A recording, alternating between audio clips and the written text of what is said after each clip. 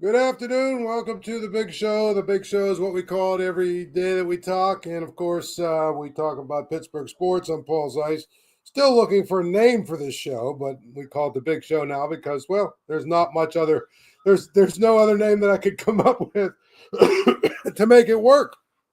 So we will continue calling it the Big Show. It is, Tuesday. And of course, Omar Khan met with the media today, and of course at the combine. And I think that when you look at all of the things that he talked about, I don't know that there was any kind of, I don't know if there's any kind of real earth-shattering revelations that were made. I know that it's always good to hear from the horse's mouth, what he's thinking about certain players and certain things. But at the end of the day, it just sounds to me like the Steelers are legitimately, and when I say legitimately, they are legitimately going to be in sort of the mode of where they are trying basically really hard to do almost the status quo. They're not going to change the way they do things. They're just not. We've talked about that a lot. Clearly, when it comes down to the quarterback spot, we've talked about this a lot. And quite frankly, I'm ready to take my head, turn around, and smash it into that wall rather than have to talk about quarterbacks again. But of course, Omar Khan basically said they're going to try and sign one of the guys that they had last year. They've talked to both. They're talking to both. They're going to continue to talk to both. All of that is good stuff. All of that suggests that what we've basically been hearing about all of these guys they're connected to, they're going to end up with Justin Fields as their starting quarterback at the end of this year. That's my prediction. It's been my prediction all along. And so reality is now, he addressed the fact that, hey, as long as these two guys are still free agents and we don't have them signed, we'll turn over every rock and try and listen to whatever we have to listen to and whoever we have to listen to. We're going to do the best we can possibly do to try and come up with a quarterback for this year. I don't think that is at all anybody is surprised by that, right? We're not. We're not surprised by that. We're not surprised that that's sort of the company line.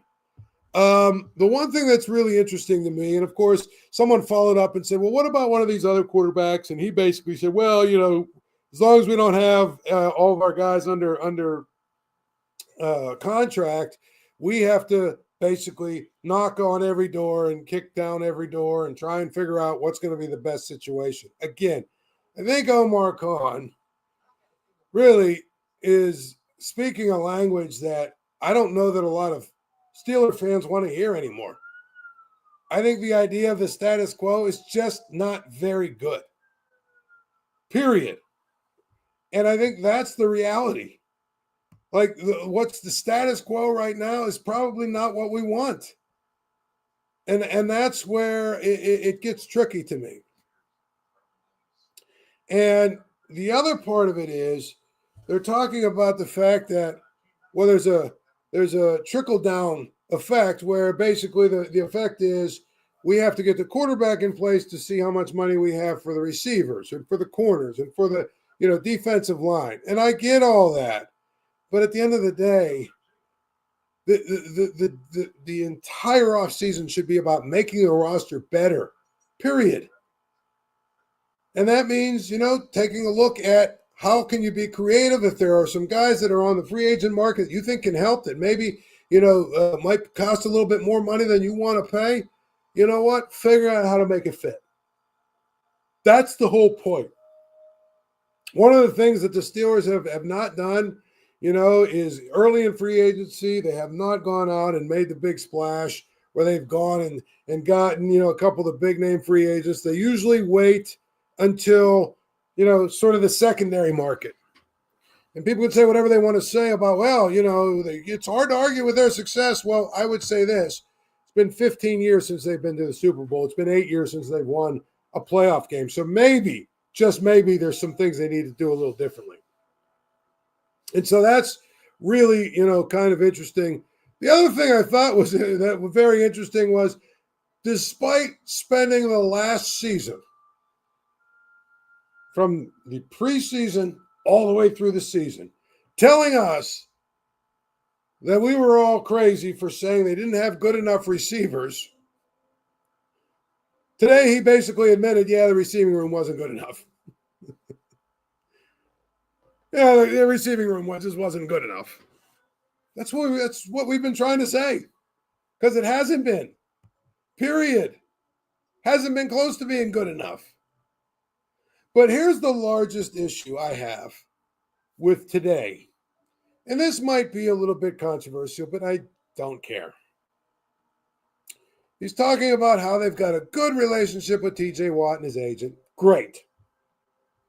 And how, well, they want to try and work out a contract extension for him so he can retire a Steeler. Listen, I get it. He's an all-timer. He's a great player. He's obviously a guy who's a first ballot Hall of Famer. But now is not the time to get sentimental. Now's the time to actually be really realistic and take a look at TJ Watt, what he is, what he's likely to be, and then decide if you want to continue to pay him $30 or $40 million a year or whatever he's going to require. That's the big thing to me. Now, you have him for one more year. This year, he's under contract, okay?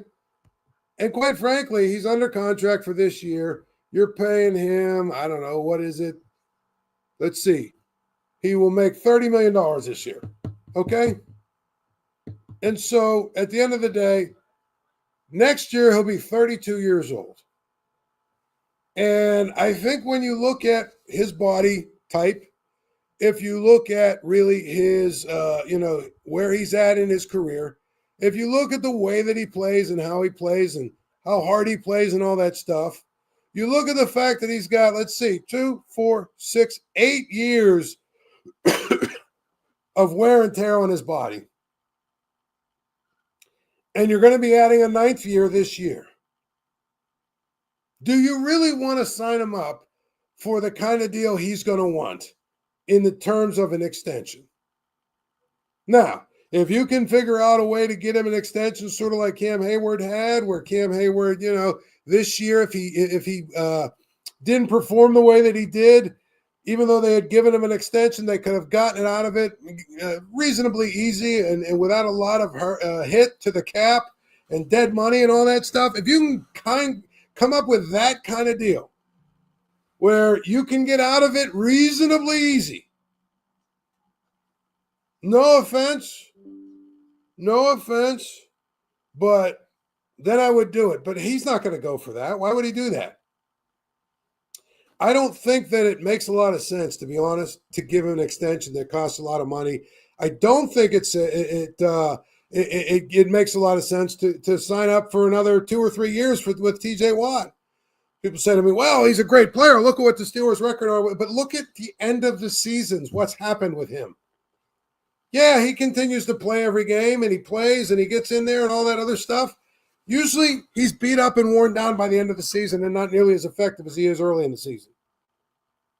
Secondly, I'm pretty sure you can, go 8 more years in a row without winning a playoff game if you sign him or you don't. But I'm telling you this right now, I would not sign TJ Watt. Just wouldn't. I said a couple years ago, I didn't think that they would get their money's worth out of him. And guess what? They've paid $100 million or whatever it's been, and they've gotten 0 playoff wins out of him.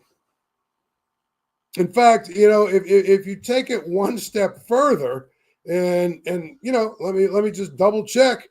Have they even gotten a home playoff game out of him?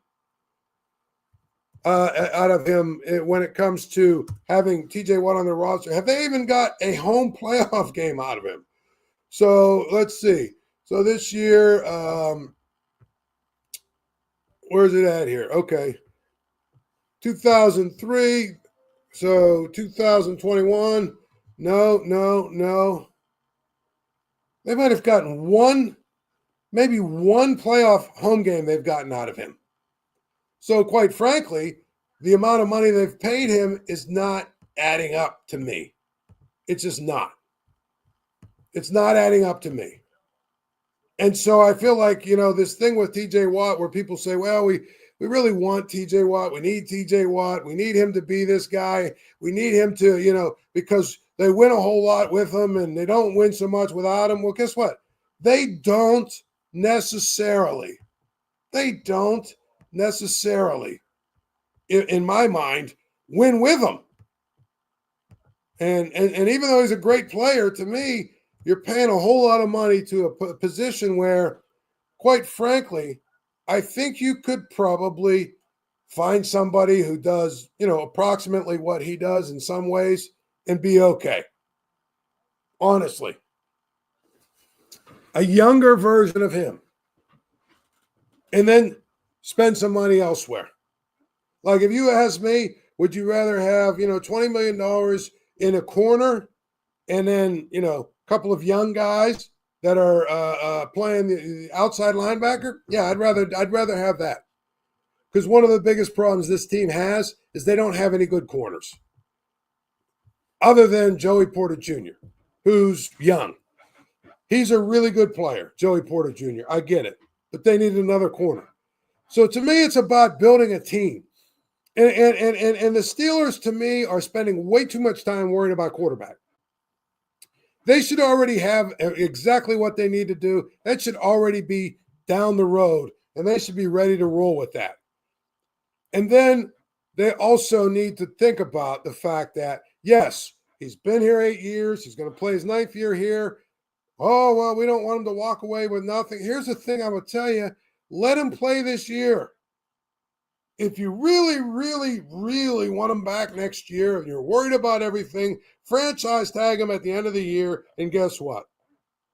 Now, all of a sudden, you can renegotiate a deal and sign him for a 2-year deal. But it would be a mistake in my mind to sign TJ Watt up for an extension before the season starts and especially before the season is over. Now, if you make a run in the playoffs and he's a big part of it and he plays better down the stretch than he has, traditionally, guess what? Okay, maybe then I would say, yeah, okay, let's look at maybe another year or two. But again, I look at his body type. I look at his age. I look at his position. I look at the way that he plays and everything else. And I would tell you, I just don't think the money that it's going to take, the money that he's going to want, is going to be there. It's just not going to make a lot of sense. Okay, so here we are. Here we have it. In his time with the Steelers, they have paid him So right now they've paid him $110 million, right? $110 million. Okay, that's translated into, let's see, 2 home playoff games. 2. Actually, 1. 1 home playoff game. The Browns game, which they got killed. And they were down 28-0 in. So in terms of like getting your money back for that, I don't know that's been a good investment. That's the way I would look at things. And again, it's not all his fault. That's not what I'm saying. It's not all his fault. That's not even close to what I'm saying. What I'm saying is when you you talk about a guy who's a generational guy and all this stuff, okay, I would tell you that if he's that guy, he needs to be a part of a team that's going to win and win at a high level. And I just don't think he's been that guy. And mostly because you haven't put enough around him. But part of it has been also, and this is not, a popular thing to say. I get it. He's a fan favorite in this city and everything else. But part of it is just because if you look at the way that his seasons have gone, even though he has stayed relatively healthy from the standpoint of he doesn't miss a lot of games, right? He gets beat up, he gets hobbled, he gets worn down. And guess what? If he's a guy that's not at 100%, where he can play 100% balls to the wall, he's not that guy that's going to take you to the top. So to me, I get it that you want to invest in TJ Watt, but guess what? I think there's better ways to invest your money for the next 2 or 3 years. Like, it's time now because, we talked about you have all these guys on rookie contracts on offense. It's time now, though. Those guys are all starting to get older. And also you need to replace them and get better guys. And I think that, you need to start spending some money on offense. One of the reasons that the Steelers have the most expensive defense in the league and why they can get away with paying Hayward and Highsmith and Watt and Minka, one of the reasons they can do that and Patrick Queen is because they're not paying their offense anything. Nobody on their offense makes really hardly anything. I think Ciamolo is their highest paid offensive player at like $7 million a year or whatever he makes. The bottom line is they're not really paying their offense anything. All those guys are on rookie deals. Well, you're going to have to start paying the piper now, period. You're going to have to start paying for these guys now, period. No other way around it. And so I look at it and I say, basically, it's important to note that. It's important to understand that. It's important to realize that. That some of this money that they're spending on defense, they're going to have to start spending on offense because they're not going to have guys on rookie deals forever. George Pickens is a guy, if you're asking me, do you sign TJ Watt to an extension or George Pickens? I don't even think it's close. I don't even think it's close. George Pickens is young and coming into his prime. Is he a pain in the ass at times? Yeah, who cares? He's your best offensive player right now, and he's young.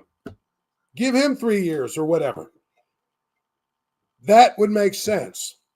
Go get another receiver that you're going to actually have to pay and stop going to, the scrap heap and dumpster diving and going and getting the Van Jeffersons of the world, who are guys you could sign in the middle of training camp when they get cut from their current teams. Those kind of guys are available. They're a dime a dozen. Hate to say it that way. They are. But you're going to have to go spend money on a real receiver. Go get that guy. You're going to have to spend a little bit of money on offense. You're still getting away with not paying your quarterback because even let's say it's Russell Wilson, I can't imagine Russell Wilson will be back here for much more than like $25 million, if that. 22.5, 23 million, maybe something like that. You're still paying your quarterback less than half of what most of the league is paying theirs. And if you get Justin Fields, again, I think 15 to 17 million is probably about where he's going to be at. So you're not paying your quarterback much of anything, but you're going to have to start paying the guys around him. And I think that, TJ Watt, to me, I've said it 3 or 4 years. I think at the end of the year when you watch him, he's not the same guy he is at the beginning of the year when he's fresh. And I'm sorry, but 9 years in now, he'll be 32 years old. How's it going to get better? Unless you make the decision, well, we're going to put him on a pitch count, so to speak, and he's going to play less snaps every week, and we're going to try and preserve him that way. But at that point, why are you paying him $30 million? So it's a catch-22. And to me, now's not the time to get sentimental. Now's not the time to say, well, we want to be like Troy and all these other guys and finish there as a Steeler. That's not the time to do that. Just because I think that it doesn't make a lot of sense. To me, put the money that you're going to sign, that you would use to sign them, put it on offense. Now, one other little tidbit that Omar Khan said that is very intriguing to me is that he expects Broderick Jones to be the starting left tackle of this team next year. Broderick Jones, that would mean Troy no, I can't say it. It's Samoan name or whatever it is. I have a hard time saying it. I do the best I can do. Every time I try and say it, someone tries to correct me or whatever. Troy Fontenot, he's going to be the right tackle, I guess. That's a good thing because I think what we saw from him during training camp last year, before he got hurt, is that he's got a chance to be pretty good. Broderick Jones, to me, this would be the biggest gamble that the Steelers have made in a long, long time. The hope is that moving him to the left side, he figures it out and he gets good and he really plays well. And, he becomes the dominant guy they thought he was going to be. That's the hope. That's the hope. I just don't know.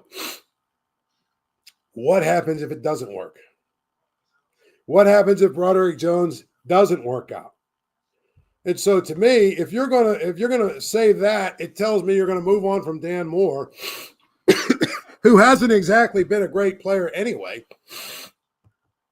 But at the end of the day, if you're moving on from Dan Moore, you better have a good backup plan in case, just in case, okay, Broderick Jones can't do it. I mean, there's a lot of people that think it's going to be, a slam dunk. Oh, we move him back over to left tackle. That's his natural position. He's going to be great, yada, yada, yada, and all this other good stuff. But it really, really is important,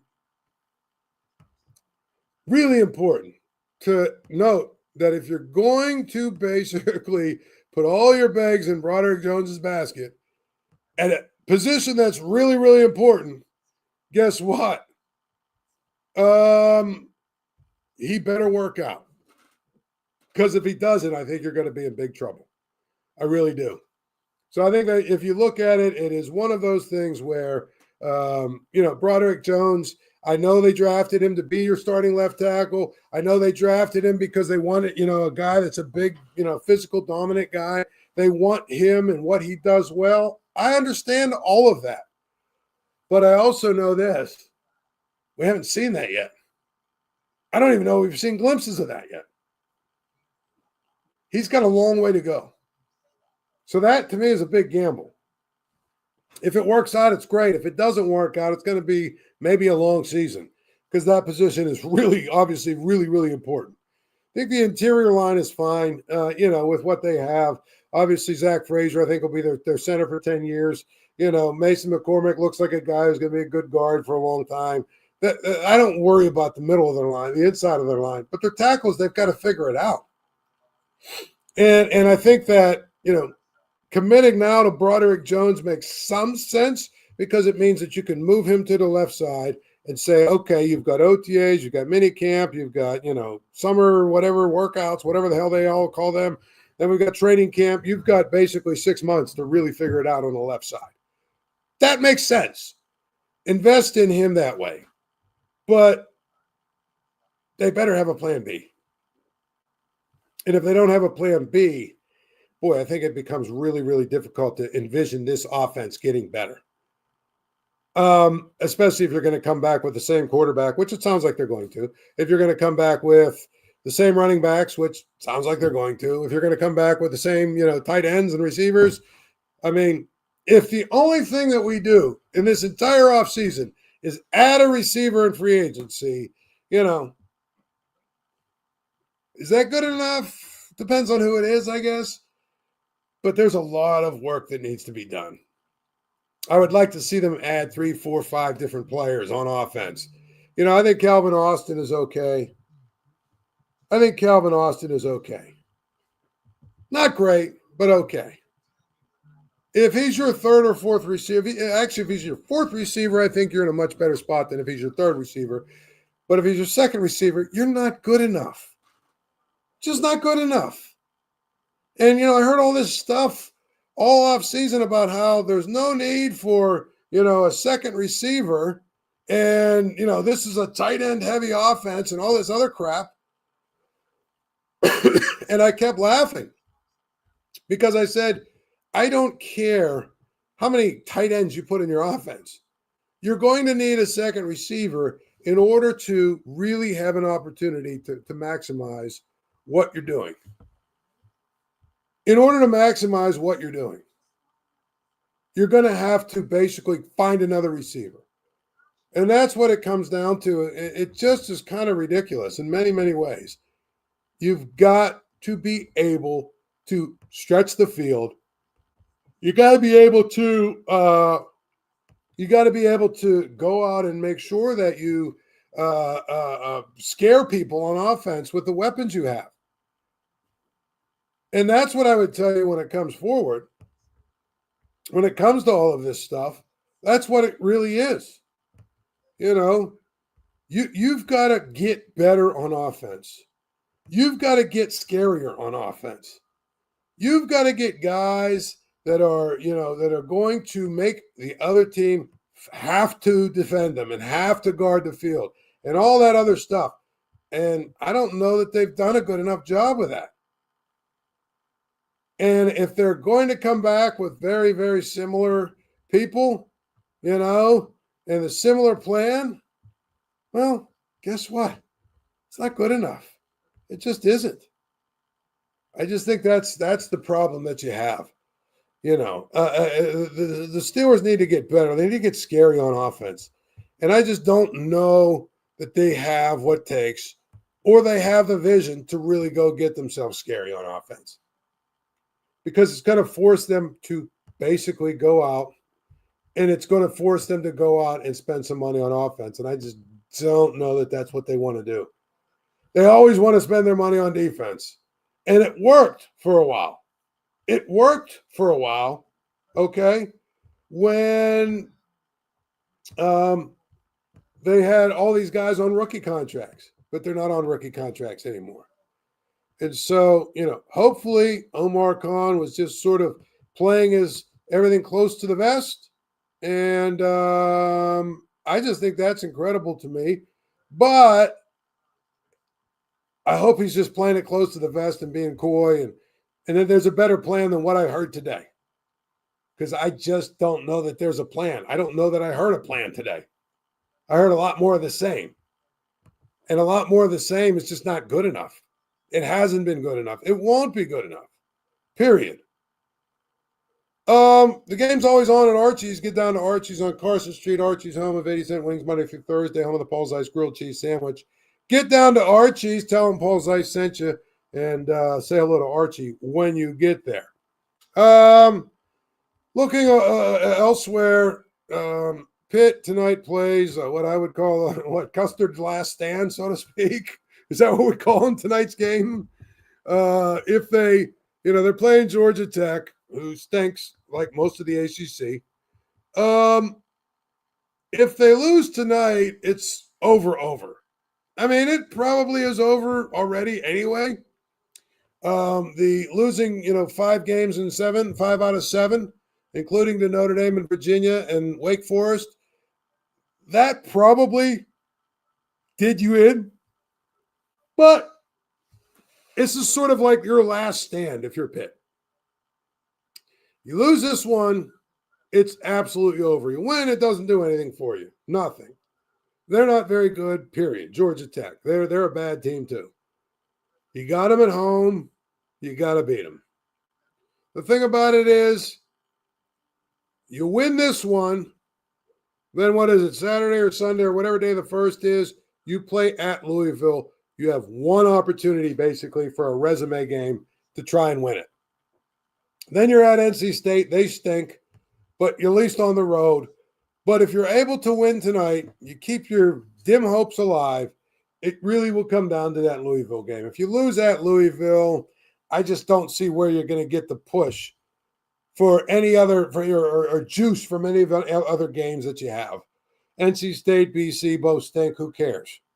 Who cares? They both stink. Doesn't matter if you beat them. They stink. You got to beat Louisville, and you probably are going to have to win 1 or 2, maybe 2 or 3, actually, in the ACC tournament. But none of it is relevant if you lose tonight. Because if you lose tonight against Georgia Tech at home, it's going to push you so far over the line that you already are at, on the bubble. It's going to push you so far over the line that you're not going to be able to recover unless you win the ACC tournament. And there's a little team called Duke that I don't think Pitt could beat if they had like 5 or 6 chances to play them. So much less, in an ACC tournament type setting. I just think Duke is that much better than them. So to me, this is sort of their last stand tonight. It really is. If they lose tonight, it's over. We don't even need to talk about them anymore. It's completely over if they lose tonight. If they win tonight, it keeps them on life support until, they can get to Saturday. And then maybe they get, I think it's Saturday, March 1st, whatever day that is, Saturday or Sunday. Then they play at Louisville. If they win that, then all of a sudden that puts them back, sort of in the conversation. And at that point, it's a matter of who wins and who loses on the bubble and all that other stuff. But just to give you an idea how disappointing this is and how bad the bubble is, quote unquote. Indiana, the last bracketology or whatever they call it, the last one I saw has Indiana, Arkansas, and North Carolina in the field. And you want to expand the field? Indiana, Arkansas, North Carolina. Those three teams are as mediocre as they come. Arkansas has a couple of interesting wins. North Carolina, basically, they don't have any bad losses, is what their resume says. And Indiana has a couple of big wins as well. But that's how disappointing it is for Pitt. Like, this isn't a high bar we're asking Pitt to get to. We're not asking Pitt, to get to 25 wins and, be second in the ACC and go on the road and beat Duke and things of the such. That's not even what Pitt is being asked to do. It's just be a little better than mediocre. Just be a little better than mediocre, right? If you don't lose to Notre Dame and you don't lose to Virginia, you're probably still right on the bubble. 2 bad losses that you have. And I think that's what's frustrating probably most for Pitt fans. The Florida State loss was a bad one as well. But reality is nobody's asking you to be 26 wins and all that other good stuff. Nobody's asking that of you. It's not that at all. They're asking you to be a little better than mediocre. And if you do that, you're in the field of 68.